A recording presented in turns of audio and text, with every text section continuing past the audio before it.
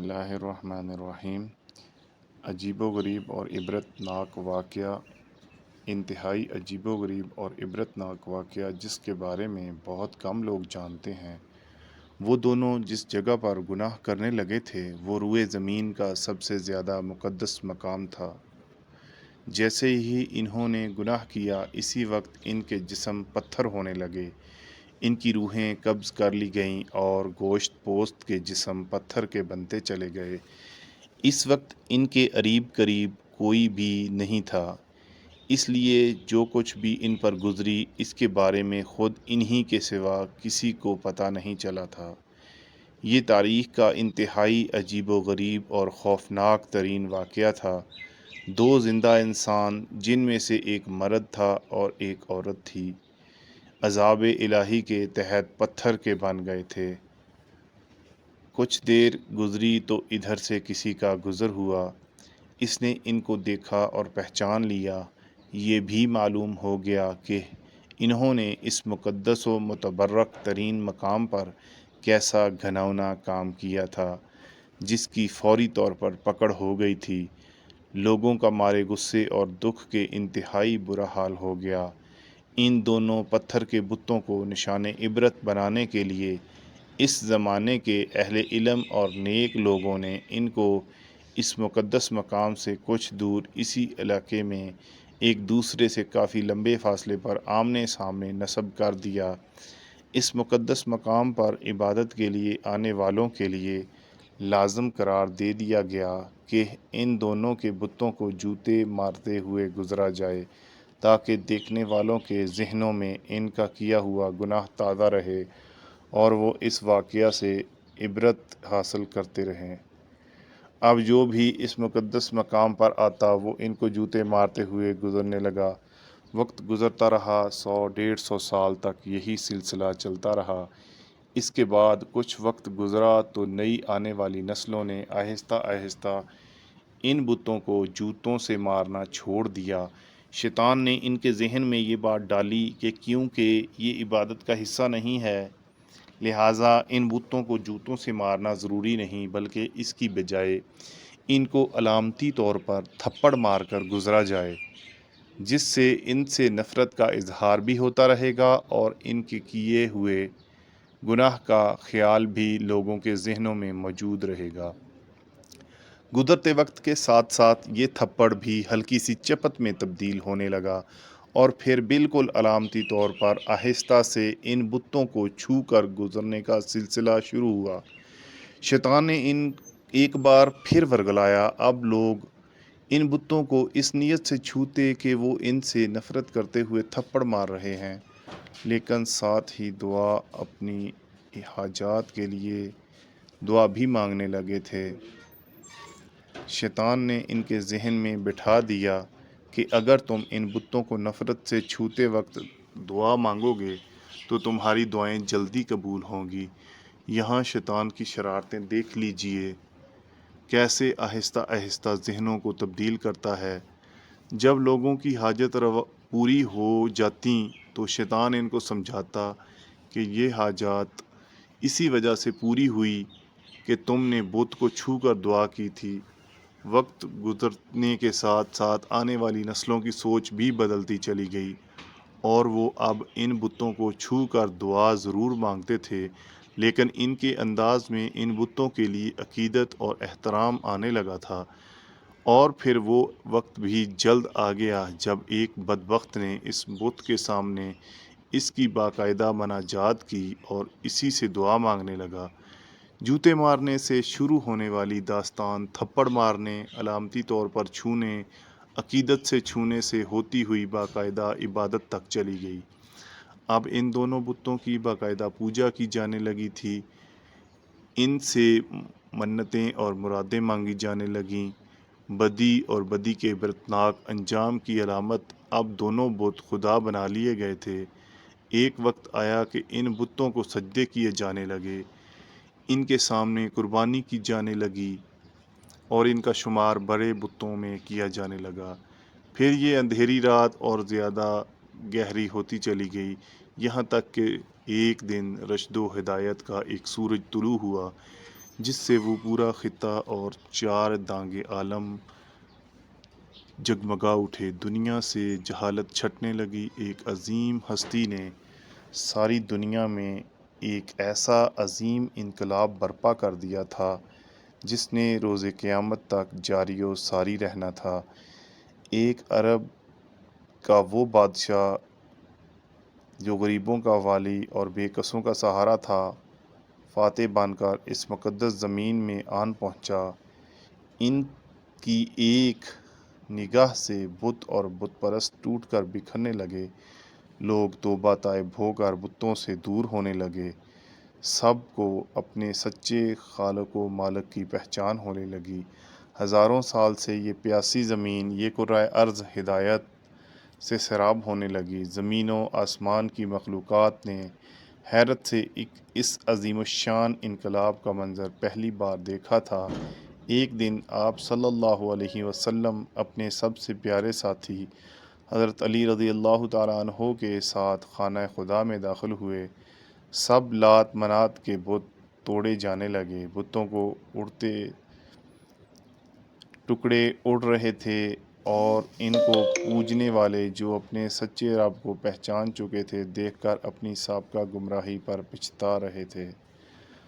آپ صلی اللہ علیہ وسلم بتوں کو ریزہ ریزہ کر رہے تھے اور ساتھ ساتھ یہ آیت بھی دہراتے جا رہے تھے کہ حق آیا اور باطل مٹ گیا۔ بے شک باطل مٹنے کے لیے ہی ہوتا ہے۔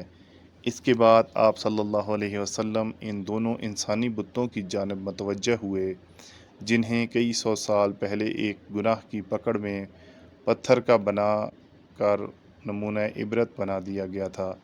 مرد کا بت صفا کے مقام پر نصب تھا اور عورت کا بت مروہ کے مقام پر۔ آپ صلی اللہ علیہ وسلم نے ان کو بھی ٹکڑے ٹکڑے کر کے اٹھا کر خانہ خدا کی حدود سے باہر پھینک دیا۔ یہ عورت مرد کون تھے، اس کے لیے ہمیں تاریخ کے اوراق کو پیچھے الٹنا پڑے گا۔ اس کے لیے ہمیں اس زمانے میں جانا ہوگا جب حضرت اسماعیل علیہ السلام اور ان کی والدہ حضرت بی بی ہاجرہ علیہ السلام زمزم کے چشمے کے قریب زندگی کے دن بسر کر رہے تھے۔ اس دور میں عرب کی زمین پر پینے والے پانی کا ملنا ایک انتہائی ناممکن سی بات تھی۔ صحرا اور خشک پہاڑیوں کی اس زمین پر پانی کی ایک بوند کا ملنا محال تھا۔ عرب کے قبائل میٹھے پانی کے چشموں اور کنوؤں کی تلاش میں صحراؤں اور وادیوں میں مارے مارے پھرتے تھے۔ یہ معجزانہ چشمہ جو حضرت اسماعیل علیہ السلام کی ایڑیاں رگڑنے سے معجزاتی طور پر اللہ کی طرف سے پیدا کیا گیا تھا، اس بے آب و گیاہ علاقے میں دنیا کی سب سے بڑی نعمت سے کم نہیں تھا، اور ایک قبیلہ جو بنی جرہم کے نام سے تاریخ میں مشہور ہے وہ بھی میٹھے پانی کی تلاش میں صحراؤں کی خاک چھان رہا تھا۔ انہوں نے جب دور سے پرندوں کو اڑتے دیکھا تو ان کو حیرانگی ہوئی، کیونکہ صحرا میں پرندوں کا پایا جانا پانی کی علامت تھا۔ چنانچہ وہ سارا قبیلہ اسی جانب چل پڑا۔ انہوں نے جب ایک خاتون اور چھوٹے سے بچے کو اس ٹھنڈے میٹھے پانی کے چشمے کے قریب دیکھا تو وہ بہت حیران بھی ہوئے، اور اس علاقے میں جہاں پانی کا نام و نشان تک نہیں تھا، اللہ کی قدرت سے ایک چشمے کو رواں دیکھ کر بے حد حیران ہوئے۔ انہوں نے حضرت بی بی ہاجرہ علیہ السلام سے اس چشمے کے قریب رہائش اختیار کرنے کی اجازت مانگی۔ حضرت ہاجرہ علیہ السلام نے ان کو اجازت دے دی اور ساتھ میں یہ بھی کہا کہ اس چشمے کا پانی ضرور استعمال کرو، لیکن یہ اللہ کی امانت ہے، اس پر کسی کا بھی کوئی مالکانہ حق نہیں ہوگا۔ قبیلے والوں نے اس شرط کو قبول کر لیا اور یہاں پر ہی آباد ہو گئے۔ جب وقت گزرنے لگا، جب حضرت اسماعیل علیہ السلام تو بی بی ہاجرہ علیہ السلام نے نوجوان حضرت اسماعیل کی شادی اسی قبیلہ جرہم کی ایک لڑکی سے کر دی، اور یوں رفتہ رفتہ حضرت اسماعیل علیہ السلام کی اولاد خوب پھلی پھولی، اور یوں مکہ، جس کا اصل نام بکہ تھا، ایک آبادی کی شکل اختیار کر گیا۔ قبیلہ جرہم والے کافی عرصہ تک تو سیدھے راستے پر رہے، لیکن پھر آہستہ آہستہ ان میں خرابی پیدا ہونی شروع ہو گئی۔ اب انہوں نے کعبہ شریف کا انتظام سنبھال لیا اور حج کے لیے آنے والے لوگوں سے ملنے والا ہدیہ خود سمیٹنے لگ گئے، اور یوں رفتہ رفتہ ان کے اندر جرائم پیدا ہونے شروع ہو گئے۔ تب اللہ تعالیٰ نے ان کو سزا دینے کے لیے ان سے زمزم چھین لیا اور زمزم کا پانی خشک ہو گیا۔ وقت گزرنے کے ساتھ ساتھ زمزم کے نشان تک مٹ گئے۔ اب کسی کو معلوم بھی نہ تھا کہ یہاں زمزم نام کا کوئی چشمہ ہوا کرتا تھا۔ اسی قبیلے کا ایک شخص جس کا نام مزاز بن عمرو تھا، بہت ہی نیک اور پارسا شخص تھا۔ اس نے قوم کو بہت سمجھایا، ان کو بہت سے خطبے دیے، اللہ کے عذاب سے ڈرایا، لیکن ان پر کوئی اثر نہ ہوا۔ جب یہ قبیلہ اپنے برے کاموں سے باز نہ آیا تو ایک رات مزاز نے سوچا کہ یہ لوگ جس طرح کعبہ شریف کی ہدیوں کی صورت میں آمدن کھانے لگ گئے ہیں، کسی دن یہ حج کرنے کے لیے آنے والوں کی طرف سے چڑھائے گئے قیمتی ہدیے، جن میں سونے چاندی کی کچھ اشیاء شامل تھیں، وہ بھی چرا لیں گے۔ انہوں نے رات کو اپنے بیٹے کو ساتھ لیا اور کعبہ کے اندر موجود سونے کے قیمتی ہدیے اٹھائے، اور جس جگہ زمزم کا چشمہ ہوا کرتا تھا، اسی جگہ کھدائی کر کے یہ سب ہدیے وہاں چھپا دیے۔ اب جیسا کہ اللہ تعالیٰ کسی قوم کے بگڑنے پر اس قوم کو کسی دوسری قوم کے ہاتھوں عذاب دیتا ہے، اس قوم کو بھی عذاب دینے کا فیصلہ کر لیا گیا، اور ایک اور قبیلے بنی خزاع کو ان پر مسلط کر دیا گیا۔ بنی خزاع والوں نے بنی جرہم کو مار مار کر مکہ سے نکال دیا۔ ان کے قبیلے کے کثیر تعداد میں افراد کو قتل بھی کر ڈالا، اور یوں لٹے پٹے بنی جرہم یمن میں جا کر آباد ہو گئے۔ اسی زمانے میں اس قبیلے کے ہاں ایک لڑکے اور لڑکی نے جنم لیا۔ لڑکے کا نام عیسیٰ بن یلا تھا اور لڑکی کا نام نائلہ بن زید تھا۔ دونوں جب جوان ہوئے تو ایک دوسرے کے عشق میں گرفتار ہو گئے اور انہوں نے آپس میں ناجائز تعلقات قائم کر لیے۔ ایک بار یہ دونوں حج کے لیے ایک قافلہ کے ہمراہ مکہ مکرمہ گئے۔ خانہ کعبہ میں ان کو تنہائی میسر آئی تو انہوں نے ایک قبیح فعل کرنے کا ارادہ کر لیا۔ چنانچہ جیسا ہی گناہ کے مرتکب ہوئے تو انہیں عذاب الہی نے آن گھیرا۔ یوں وہ پتھر کے بت بنا دیے گئے۔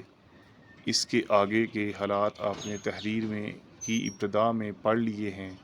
جب ان کے بت نبی کریم صلی اللہ علیہ وسلم نے خانہ کعبہ کی حدود سے باہر پھنکوا دیے تو اس وقت مسلمانوں کے ذہن میں صفا و مروہ کے دوران سعی کے بارے میں شکوک و شبہ پیدا ہو گیا۔ وہ سوچنے لگے کہ کیونکہ صفا و مروہ پر دونوں کے بت پہلے نصب تھے جن کا طواف جاہلیت کے زمانے میں کیا جاتا تھا، لہٰذا اب ان کا صفا و مروہ کا طواف کہیں ان بتوں کی یاد میں طواف نہ ثابت ہو، جس کی وجہ سے ان پر بھی اللہ کا عذاب نازل نہ ہو جائے۔ اس پر سورہ بقرہ کی آیت نمبر 158 نازل ہوئی، جس میں اللہ تعالیٰ نے ارشاد فرمایا، بے شک صفا اور مروہ اللہ کی نشانیوں میں سے ہے، سو جو شخص حج کرے بیت اللہ کا یا عمرہ کرے تو نہیں ہے کچھ گناہ اس پر جو سعی کرے ان دونوں کے درمیان، اور جو شخص خوش دلی سے کرتا ہے کوئی نیک کام تو بے شک اللہ ہے قدردان، سب کچھ جاننے والا ہے۔